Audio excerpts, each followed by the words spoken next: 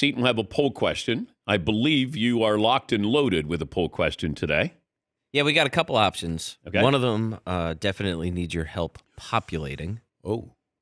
Blank had the worst weekend. Ooh. Now, Saucy. this is different than worst of the weekend. Blank had the worst weekend. It could be a person. It could be a thing. It could be a team. It could be... It could be anything. Yeah. It's just free-flowing. Okay. Living, breathing. Blank. Yes. But we only have 4 options. We only have room, for 4 options. Oh. All right. We only have room. So, I could put on there who might be my worst of the All weekend. right. Well, let's hear. I think Joe Flacco had a terrible weekend. Okay. What? I'm sorry. I know that there's some real Joe Flacco lovers in here.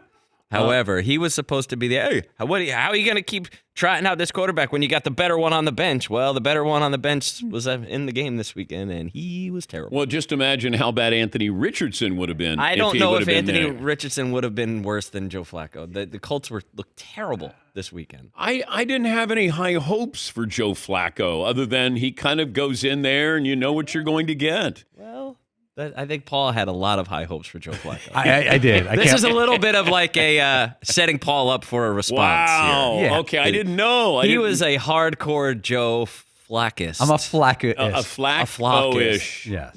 Dude. Well, Joe Flacco was 16 for 27 with a pick. But Anthony Richardson actually had a worse weekend because whilst not playing, he got caught on national TV yawning during a drive on the sideline. Okay, which is worse? Okay, wait a minute. Getting caught on national TV? Yawning or saying your team bleeping sucks. Yawning. You're not playing. No, Dak Prescott's the guy who says we bleeping suck. And they call Dak, you're the Cowboys quarterback. There's always going to be a camera on you. Does he get any awareness points? What, Dak? Yes. Oh, He's aware that team sucks. And you think that he wanted to say that and get caught? No, I don't think he wanted to say that and caught, but I'm just saying at least he's present in the moment and being real.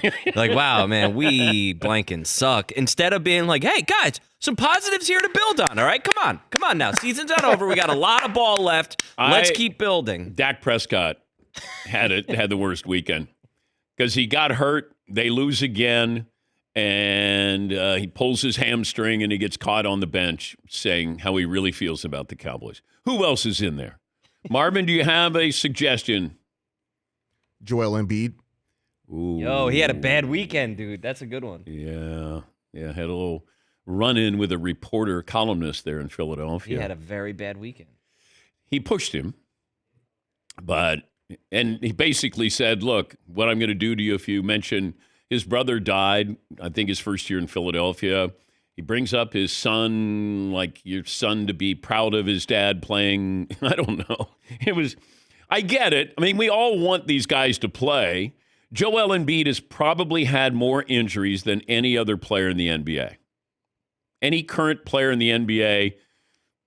And that includes Paul George and Kawhi Leonard. Joel Embiid has had a tremendous amount of injuries. And he has played through or come back from, but he hasn't played. And when you say you're not going to play back-to-back, he's not even playing the back to play the back-to-back.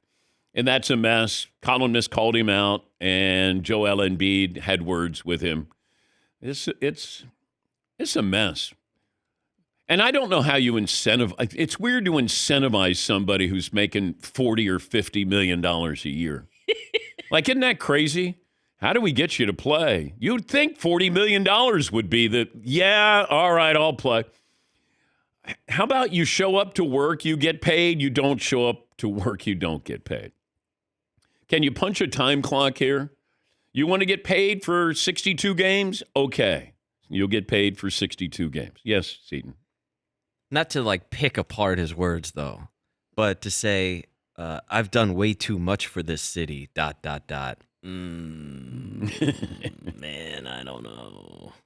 Well, you want an MVP, unless he's talking about off the court charitable things, maybe. Yeah. Maybe philanthropic. But as far as on the floor, I always know that I'm going to be entertained when he plays.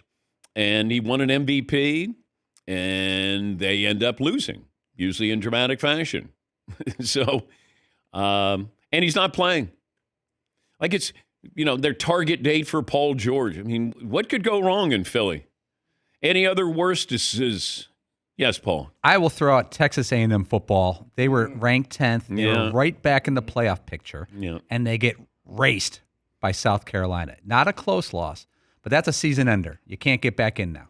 You're out. Yeah, you can't be talking trash after a big win. You beat LSU. All of a sudden, wait, who is Mike Elko talking about? I don't know. And then you lose that game. Got roughed up by the Gamecocks. Yes, Todd? I'm going to give it to Jaguars cornerback Jarian Jones, who Saquon jumped backwards over. That's going to be forever in his video resume and lore. It's one of those where if you see it, and, here's the Jags cornerback, he lowers his head. So he's kind of lowering his head and expecting to run into Saquon, and Saquon jumps over him backwards. It's pretty awesome. I had to watch it again, even though I watched it in real time. I'm like, wait a minute. That didn't. And then you realize what he did and got a couple extra yards. But Saquon Barkley is now.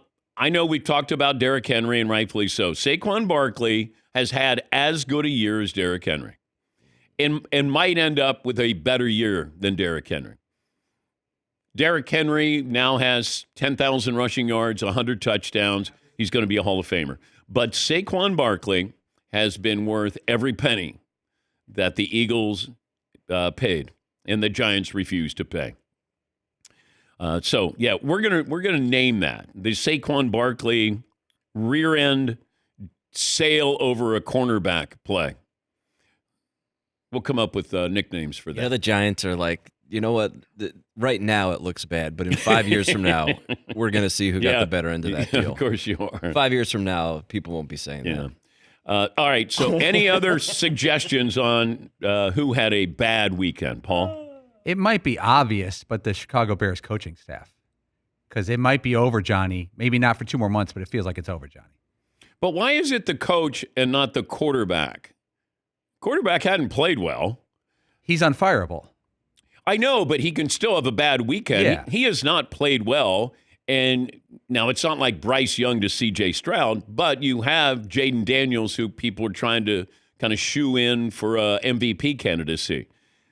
The team is not, I wondered if there'd be a spillover, and there certainly was. But, you're watching and you're not seeing any offense here. I've already stated where I stand on Matt Eberflus. I never would have brought him back, or if you bring him back, then sign him to a contract. You can't sort of be pregnant here. It's just like Dallas. Mike McCarthy's not going to be there next year. Would I be surprised if Eberflus is there? I would be. Yes, Eaton. But if you're the Bears and you're looking at where things stand, right? Mm. You're just coming out of a situation where you had a handful of really high draft picks. You had all of this cap space and all of this money to burn and all this stuff, and you allowed Matt Eberflus to say, this is what I want to do with that stuff, and now you're going to fire him? Well, I wouldn't have. You should have fired him before he made all those decisions then. You should have fired him before he picked the draft picks. You should have fired him before he spent all your money. That was the time to get rid of him. Now you kind of have to see it through at least. Well, the end of the year. Yes, I would not fire him during season. Bears don't do that anyways. But I'd be like, all right, here's the problem when you keep a coach on. If they somehow start to play well, then you're like, which team do we really have here? I mean, the Bears last year played really well. And then all of a sudden it's like, yeah, all right, Matt Eberflus. Remember there was talk that maybe Lincoln Riley would join him in Chicago? But, the Bears haven't lived up to what I thought they were going to be. They have disappointed. And it's kind of exacerbated by the fact that you got Jaden Daniels in Washington, and they're playing really, really well.